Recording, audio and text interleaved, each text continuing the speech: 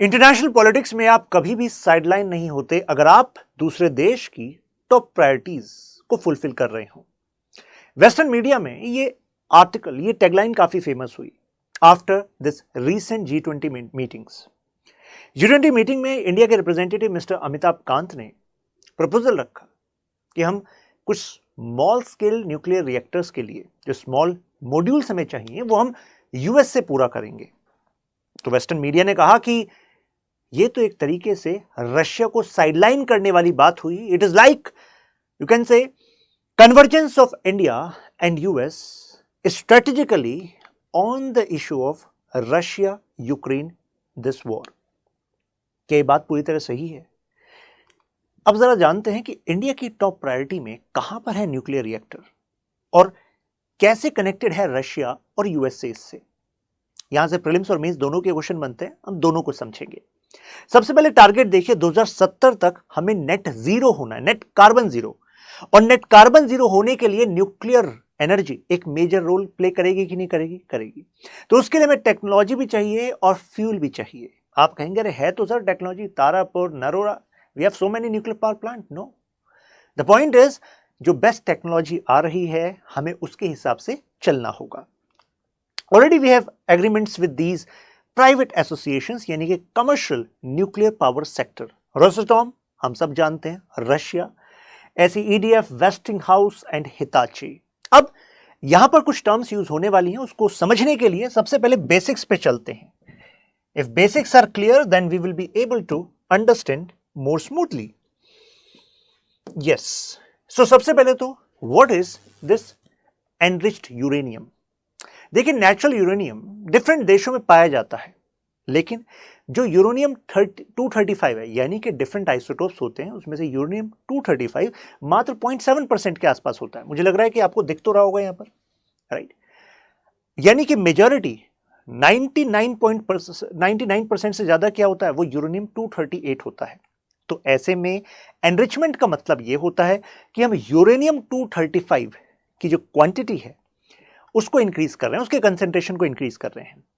जैसे कि natural uranium में ये देखिए 0.7% आपको मिल रहा है 235। ये जो रेड में आपको दिख रहा है ना, दिस इज 235, ठीक है? तो इतना कम होता है नेचुरल में, ठीक है? अभी इसका बनाने का प्रोसेस क्या होता है मैं वो भी समझाने वाला हूं, फिर इससे रिलेटेड जियोपॉलिटिक्स पे जाएंगे, because it is connected to resources as well. इसके बाद लो एनरिच यूरेनियम होता है अगर 5% से 20% के बीच में हो। यहां पर आपको 5% दिख रहा है, करीब 5% के आसपास, 5 से 20%। ये होता है LEU, हम इसको कहते हैं, ठीक है? इसका इस्तेमाल अभी हम करने वाले हैं। इसके बाद 20% से ज्यादा जैसे हम होते चले जाते हैं उसको हम कहते हैं HEU, हाईली एनरिच्ड यूरेनियम। और एनरिचमेंट का मतलब क्या है? यूरेनियम 235, ठीक है? 20% से ऊपर हम वेपन ग्रेड का मानते हैं, वेपन्स में इसका इस्तेमाल हो सकता है, लेकिन कन्वेंशनली वेपन में हम 90% से ऊपर का इस्तेमाल करते हैं। आप कहेंगे ऐसा क्यों? अरे अगर केवल से 25% एनरिच्ड यूरेनियम का आप इस्तेमाल कर रहे हैं तो ऐसे में जो क्रिटिकल मास होगा ऐसे डिपॉजिट का, वो ज्यादा यूज करना पड़ेगा।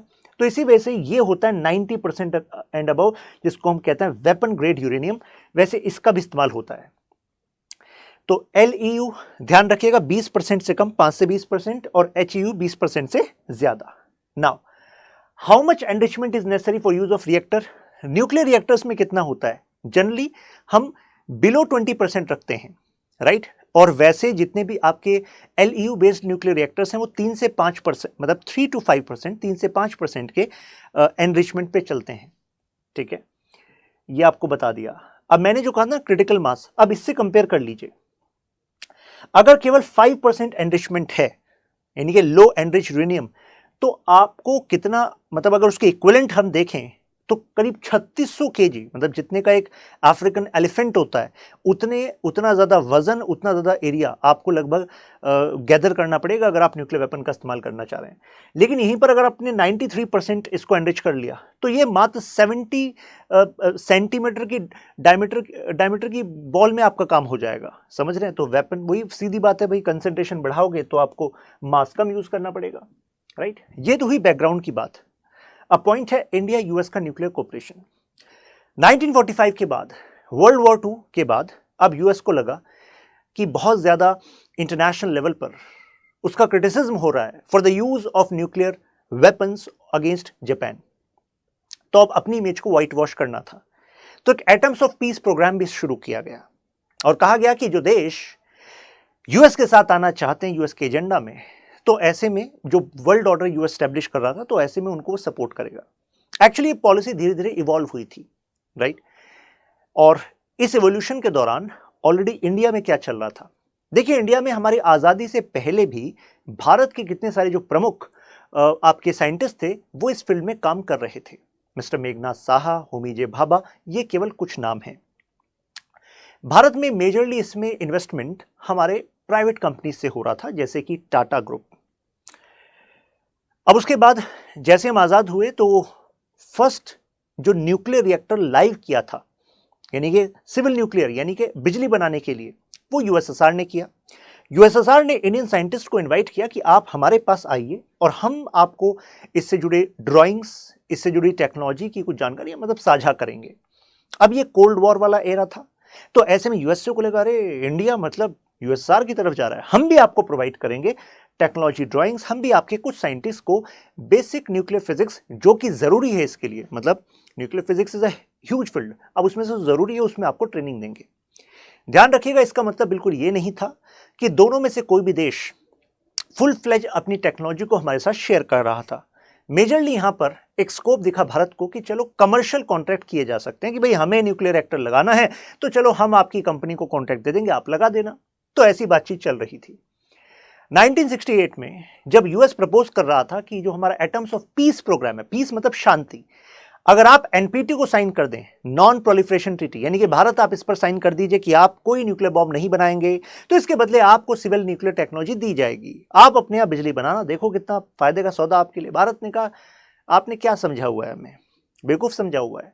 What you are doing, you are making nuclear apartheid in this world, यानी कि जैसे रंग भेद होता है ना, इसी तरीके से एनपीटी है, ये दुनिया को दो भागों में डिवाइड कर रही है, nuclear haves and nuclear have nots. यानी कि जिसके पास न्यूक्लियर वेपन है वो तो रखेगा और वो बढ़ा भी सकता है, लेकिन जिसके पास नहीं है उनको कह रहे हैं गंदी बात है, ये नहीं करना, मतलब you should not include in this. अब इंडिया का सोचिए, एडवर्सरी हमारे बॉर्डर्स पर खड़े हुए हैं, इधर चाइना इधर पाकिस्तान है, तो क्या हम इसको साइन कर सकते थे? नहीं साइन कर सकते, तो हमने साइन नहीं किया। हमने कहा भाई हम साइन नहीं कर रहे, वैसे हम शांति प्रिय देश हैं। खैर, यूएस ने इसके बाद इंटरनेशनल लेवल पर थोड़ा हम पर ज़्यादा यू कैन से सर्वे करना स्टार्ट कर दिया, इंटेलिजेंस को आगाह किया, जरा भारत पर नजर रखना कहीं ये न्यूक्लियर वेपन का इस्तेमाल ना करें।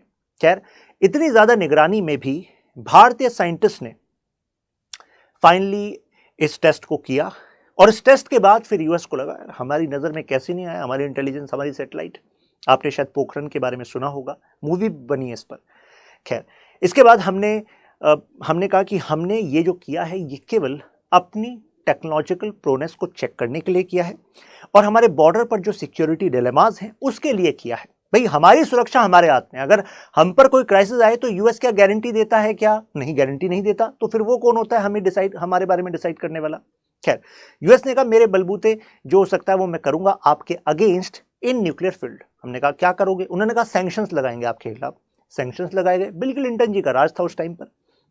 साथ में कहा गया कि जो न्यूक्लियर सप्लाई ग्रुप है उसमें आपको शामिल नहीं किया जाएगा। मैं आपको बता दूं, भारत में भी न्यूक्लियर डिपॉजिट्स हैं और इसके बारे में जिस टाइम पर हमारे यहाँ पर ब्रिटिश राज था 1901 में, 1901 में जियोलॉजिकल सर्वे ऑफ इंडिया की रिपोर्ट ने बताया था कि भारत के यहाँ रिसोर्सेज हैं, बट बात यह है कि वो enrichment process, quality of resource, that's a point. एक और बात थी कि कमर्शियल कॉन्ट्रैक्ट आप करोगे तो यू नीड सप्लाई। ठीक है, कोई कंपनी इंस्टॉल तो कर देगी, रन कौन करेगा? रन आपके यहाँ की कंपनी करेगी, चाहे गवर्नमेंट हो या प्राइवेट हो। उस दौर में गवर्नमेंट कर रही थी। अब उसके लिए फ्यूल कहां से आएगा? फ्यूल के need to be part of this. अब यहां पर आपको शामिल नहीं होने देंगे। तो एक तरीके से इंडिया को न्यूक्लियर पराया बना दिया था। पराया का मतलब होता है कि उसको साइडलाइन कर दिया यूएस ने, यूएस के एफर्ट्स थे। इस दौरान रशिया क्या कर रहा था? रशिया कह रहा है हमें कोई प्रॉब्लम नहीं आपसे इंडिया, हम तो आपको सपोर्ट देते रहेंगे। तो यानी कि इस दौरान हम पर हमारे साथ रशिया का सपोर्ट बना हुआ था। अब रशिया का सपोर्ट क्यों बना हुआ था? देखिए, एक तो पहली बात, रशिया की अगर जो एक्सपोर्ट होंगे न्यूक्लियर कंपोनेंट्स, तो उससे रशिया को इनकम होगी कि नहीं होगी? होगी। और इंडिया का आफ्टर दिस इंडिपेंडेंस, इंडिया का टिल्ट था ही रशिया की तरफ। तो हम कहने के लिए नॉन अलाइन थे, बट हमारा ज्यादा टिल्ट किसके तरफ था? यूएसएसआर की तरफ था, तो वो हमारा बना हुआ था। इसके बाद 2003 और 2004 में एक बड़ा बदलाव आने लगा। यहां पर एक शुरुआत की गई कि let's do civil nuclear agreement. दुनिया ने कहा, अरे यूएस तुम ये क्या कर रहे हो? India is not a signatory of NPT, और जिसने एनपीटी को साइन नहीं किया उसको सिविल न्यूक्लियर टेक्नोलॉजी नहीं दी जाएगी, ये तुमने ही कहा था। उसको न्यूक्लियर फ्यूल हम देश यानी कि यूएस और उसके अलावा नहीं देंगे, ये तुमने ही कहा था। तो यूएस ने कहा था, वो कहा था ना, था और है में तो फर्क होता है। अब है देखो क्या है। फाइनली 2008 में सिविल न्यूक्लियर एग्रीमेंट साइन होता है, और इस साइन होने के बाद अब एक नया स्कोप खुलता है। Obama and Manmohan Singh ji did this agreement. अब यूएस ने कहा, आप टेंशन मत लीजिए इंडिया, हम फैसिलिटेट करेंगे आपकी entry in these nuclear groupings. Global civil जो न्यूक्लियर पैराया आपको बनाया हुआ था, अब हम वहां पर ट्रेड आपके लिए इंप्रूव करेंगे। अब आप सोचेंगे यूएस ऐसा क्यों कर रहा है, इसके हार्ट में क्या चेंज हुआ? एक्चुअली यूएस को खुद पता था कि नियर फ्यूचर में ये पूरी इंडस्ट्री $400 बिलियन की इंडस्ट्री बनने वाली है, और ऑलरेडी डीप एंगेजमेंट इंडिया और रशिया के हैं। तो इंडिया जब न्यूक्लियर टेक्नोलॉजी के लिए नए नए कॉन्ट्रैक्ट निकालेगा, तो यूएस की कंपनीज कहने लगे यूएस की सरकार से, यार आपकी पॉलिटिक्स के चक्कर में, आपके वैल्यूज एंड आपके कंट्रोल के चक्कर में हमारा बिजनेस जा रहा है, और हमारा बिजनेस जाएगा तो आपको टैक्सेस कम मिलेंगे कि नहीं मिलेंगे? मिलेंगे। तो यूएस की सरकार पर भी दबाव था, वहां की न्यूक्लियर जो सेक्टर की लॉबी है, प्राइवेट सेक्टर की लॉबी है, उससे फाइनली एग्रीमेंट हुआ, और यूएस ने जैसा कहा था वैसा करना भी स्टार्ट किया। Nuclear supplier group MTCR regime में इंडिया को सपोर्ट करना स्टार्ट किया। भारत ने इसके अलावा फ्रांस, जापान, यूनाइटेड किंगडम के साथ भी सिमिलर एंगेजमेंट करे। फ्रांस की कंपनी एरेवा का फेमस हमारे साथ एग्रीमेंट है न्यूक्लियर पावर प्लांट का, हालांकि वो प्रोजेक्ट देरी से चल रहा है। अब यहां पर सबसे बड़ा जो ट्विस्ट आता है वो आता है इंडियाज लायबिलिटी रेजिम में। यानी कि हमने एग्रीमेंट तो कर लिया कि यूएस की कंपनीज आप आइए लगाइए यहां पर, लेकिन लायबिलिटी, हमारे पार्लियामेंट ने कानून बनाया कि जो भी न्यूक्लियर सप्लायर होगा, अगर यहां पर कोई टेक्निकल फॉल्ट की वजह से कोई हादसा हो जाता है तो ऐसे में लायबिलिटी आपकी होगी। अब वो लायबिलिटी का इतना बड़ा खर्चा होगा कि जो प्राइवेट कंपनीज हैं ये तो हिल गई। उन्होंने कहा, यार ये कैसे हम पे करेंगे, इससे तो हम फिर बिजनेस नहीं करेंगे, बहुत ज्यादा रिस्क है। तो फिर यूएस की कंपनीज ने कहा, रशिया के साथ तो आप ये नहीं कर रहे हो, आप रशिया को छूट दे रहे हो और हमें छूट नहीं दे रहे हो। तो इंडिया ने कहा, देखो रशिया के साथ हमारे अलग टर्म्स हैं। अब मुझे बताइए, अगर एक से आप डिफेंस के बहुत सारे इक्विपमेंट लेते हो और एक से केवल कुछ ले रहे हैं, तो जिससे बहुत कुछ लेते हैं तो उससे कई कई मायनों में आप काफी सारी छूट ले लेते हैं। तो अगर उससे काफी डिस्काउंट्स ले लेते हैं तो उसको भी यहां पर कुछ छूट भी दे सकते हैं कि नहीं दे सकते? दे सकते हैं। तो अगर रशिया सेइंग की लायबिलिटी में बस ये थोड़ा सा चेंज कर दो और इसके बदले इतने बिलियन की डील है, इसमें हम ये आपके लिए इजी कर देंगे, तो दोनों का फायदा होगा। तो ऐसे में हमने रशिया को वो छूट दी। यूएस वाज सेइंग, ऐसा आप कैसे कर सकते हो? हमने कहा, कर सकते हैं, हमारा देश, हमारे टर्म्स, राइट। फिर अब यूएस की कंपनीज को लगा this is not in our favour. खैर, फिर दोनों के बीच में बातचीत चलती रही। Law became a barrier for foreign nuclear suppliers in India. कारण क्या था? कमर्शियल कॉन्ट्रैक्ट में नेगोशिएशन। यूएस सप्लायर जो कह रहे थे कि भाई हमारे लिए रियायत करो। अब अगर हम बात करें, Russia remains a dominant player still, यानी कि न्यूक्लियर कोऑपरेशन 1960s से कनेक्टेड है। यानी कि तब से साइंटिफिक एंड टेक्नोलॉजिकल जो प्रोनेस रशिया की है वो हमारे साथ शेयर करता रहा है। 1974 में न्यूक्लियर टेस्ट हुए, but Russia was standing with us. Russia ने कहा कि हम सप्लाई करेंगे आपको हैवी वाटर, जो कि आपके हैवी वाटर रिएक्टर्स के लिए जरूरी था। उस समय हमने कैंडू, CANDU, कैंडू न्यूक्लियर रिएक्टर्स लिए थे कनाडा से। तो कनाडा बिल्ट लिए रिएक्टर्स लिए, सप्लाई हमें आपके रशिया ने की, तो जाहिर सी बात है हमारे लिए तो फेवरेबल था, राइट। और अब यहां पर आप देख रहे हैं USA and Canada, they should stand together against India. लेकिन क्योंकि ऑलरेडी कनाडा का कमर्शियल प्रोजेक्ट हमारे साथ हो चुका था, तो अल्टीमेटली जियोपॉलिटिक्स में इकोनॉमिक्स का बहुत बड़ा रोल होता है। तो प्राइवेट कंपनीज कहेंगी भाई हमारा जो लॉस होगा क्या सरकार भरपाई करेगी? नहीं ना। तो ऐसे में कनाडा की कंपनीज के साथ एंगेजमेंट चल रहा था। 1980s 90s में मॉस्को रिमेन क्रूशियल, क्योंकि ये तो दुनिया में हमारे खिलाफ सैंक्शंस चल रहे थे, लेकिन इंडिया के न्यूक्लियर प्रोग्राम को लगातार रशिया का सपोर्ट मिलता रहा। अब आप सोच रहे होंगे, अगर इतना सपोर्ट मिला है तो सर साइडलाइन कैसे कर दिया आज जाकर हमने? अभी कहानी बाकी है, आगे चलते हैं, ठीक है। तो हमें सप्लाई मिलती रही। इंडिया ने डील कर ली थी सोवियत यूनियन के साथ, उसके बाद रशिया के साथ, कि देखिए 2 गीगावाट जो हम pressured heavy water light water reactors है उस टाइम पर हम आपके साथ करेंगे। 2018 में Russia agree to supply 6 more reactors to India. Russia export dominate, यानी कि स्पेशली ग्लोबल एक्सपोर्ट में भी रशिया डोमिनेट करता है। क्योंकि अगर आप न्यूक्लियर फ्यूल की बात करो तो वहां पर प्रोमिनेंट में आपको किसके नाम समझ में आते हैं? Australia, Kazakhstan, Russia, right, niger. तो आप यूएस का नाम वहां पर नहीं सुनते। तो यानी कि न्यूक्लियर फ्यूल की मार्केट में as well as technology market में Russia remain dominant. You will be surprise to know कि इवन रशिया और जो यूक्रेन वॉर चल रहा है इस दौरान भी HALEU, हाई SA, लो एनरिच्ड यूरेनियम जो कंपोनेंट हैं जो इवन यूएस को चाहिए अपने न्यूक्लियर सप्लाई के लिए, वो यूएस रशिया के थ्रू लेता रहा है। मतलब इवन दिस सिनेरियो जब वो दुनिया को कह रहा है नहीं बैन करो बैन करो, क्यों? क्योंकि जो यूएस में बेस्ड न्यूक्लियर पावर जो कॉन्ट्रैक्टर्स हैं, जो कंपनीज हैं, उन्होंने कहा भाई हमें तो रशिया से फ्यूल लेना है क्योंकि best quality fuel lowest price में रशिया देता है। तो ऐसे में उन्होंने अल्टरनेटिव तरीके निकाले, बैक चैनल निकाले और वहां से वो लेते रहे। समझ रहे हैं? तो अपना इंटरेस्ट जो है वो पूरा कर रहा है वो। रशिया जो है बिगेस्ट मैन्युफैक्चरर भी रहा है इंडिया की मार्केट का, क्योंकि बाकी सब तो हमारे खिलाफ सैंक्शन गेम चल रहा था।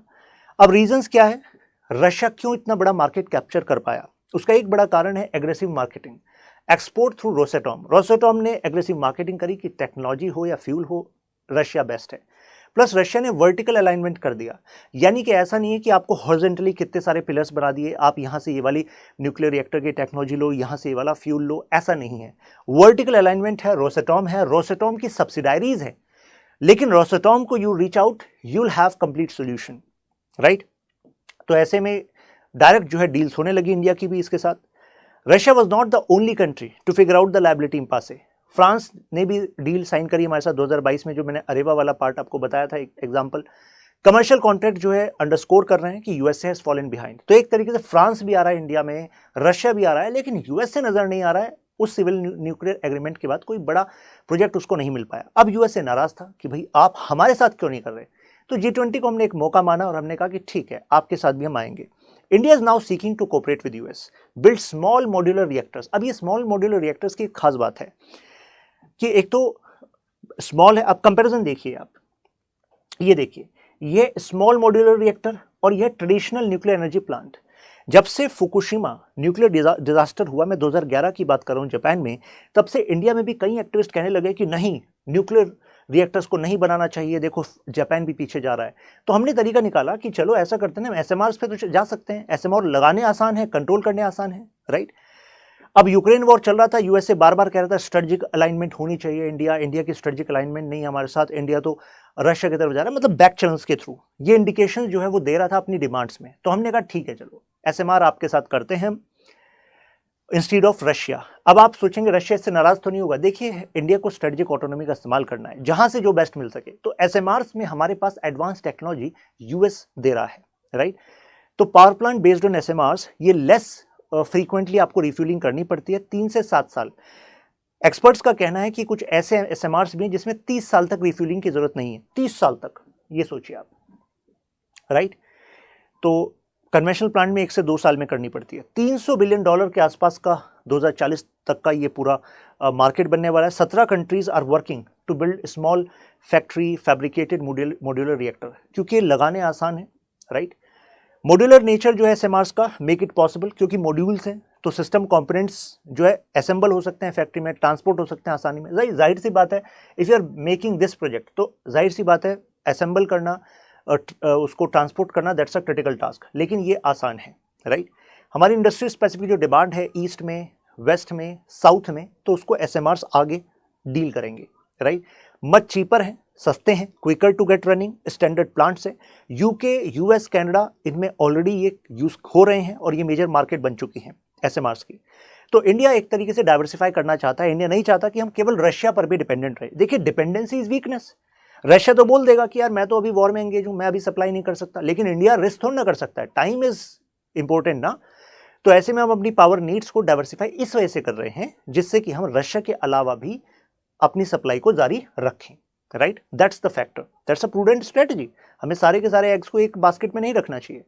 तो यही चीज अब रशिया को भी कम्युनिकेटेड, रशिया भी समझेगा यार ये बिल्कुल जायज बात है। रशिया का ह्यूज इन्वेस्टमेंट अपने वॉर में हो रहा है, तो जाहिर सी बात है if we are taking from US that's not neglecting Russia. Moreover Russia knew कि एसएमआर आप पहले इनसे लगवा लो, लेकिन न्यूक्लियर फ्यूल तो आपको रशिया के थ्रू मिलेगा, वो सपोर्ट तो आपको रशिया के थ्रू मिलेगा। इंडिया मस्ट रिकॉग्नाइज, रेसिप्रोकेट करना पड़ेगा हमें। क्यों? क्योंकि जब हमने यूएस के साथ एग्रीमेंट किया तो यूएस ने एनएसजी और अदर इंटरनेशनल मैकेनिज्म में इंडिया की हेल्प करी, तो ऐसे में हमें रेसिप्रोकेट तो करना पड़ेगा ना, कि उन्होंने अगर हमारे लिए किया है तो हमें करना पड़ेगा, तभी वो अदर टेक्नोलॉजीज हमारे साथ शेयर करेंगे। रशिया अभी भी डोमिनेंट रहेगा, एडवांस स्टेज एसएमआर रशिया के पास है, तो अगर ये प्रोजेक्ट हमने इनको दे दिया तो ऐसा थोड़ा ना यही है, we have a big target, तो आगे प्रोजेक्ट हम रशिया को भी दे देंगे, राइट। जैसे कि हाई एसए लो एनरिच यूरेनियम HALEU, जिसकी मैं आपसे बात कर रहा था 5% से करीब 20% के बीच में, ये एनरिचमेंट सबसे ज्यादा रशिया के पास होता है क्वालिटी। तो ऐसे में only 10x a subsidiary of, मैंने कहा था ना कि रोसाटॉम की सब्सिडारीज भी हैं जो डायरेक्ट काम करती हैं, वो 10x फॉर एग्जांपल, तो ये हैलियो को कमर्शियली अवेल कराती है, और even US is dependent on Russia for it. तो सोचिए आप, यूएस खुद डिपेंडेंट है इसके लिए रशिया पर, राइट। तो वे फॉरवर्ड ये है कि Russia can not be sidelined. ये कुछ वेस्टर्न मीडिया ने इस टैगलाइन को फैलाया है। Actually it's not like USA is having monopoly, ऐसा कुछ नहीं है। There are different market players and India is going to diversify its need. हम फ्रांस से भी लेंगे, कनाडा के साथ भी एंगेज करेंगे, रशिया के साथ भी एंगेज करेंगे, यूएस के साथ भी एंगेज करेंगे, और अपनी इंडिजिनस टेक्नोलॉजी पर भी हम वर्क कर रहे हैं। तो रशिया फुल कॉन्फिडेंस में है, ऐसा नहीं है कि we are actually backing off from mister Putin, right. Now discuss the role of US and Russia in India's nuclear energy goal. तो अभी हमने दोनों का रोल आपको बताया है, राइट। तो आपको एक आइडिया हुआ होगा। फिर मिलते हैं नेक्स्ट क्लास में। ध्यान रखिएगा, ये है वो टेलीग्राम ग्रुप जहां पर आपको PDF मिल जाएगी, ये इंस्टाग्राम है, you can reach here and you can share in comments what's your opinion regarding nuclear sector. Should India B bullish on nuclear sector, या फिर हमें सोलर विंड इन सेक्टर्स पर ज्यादा फोकस करना चाहिए।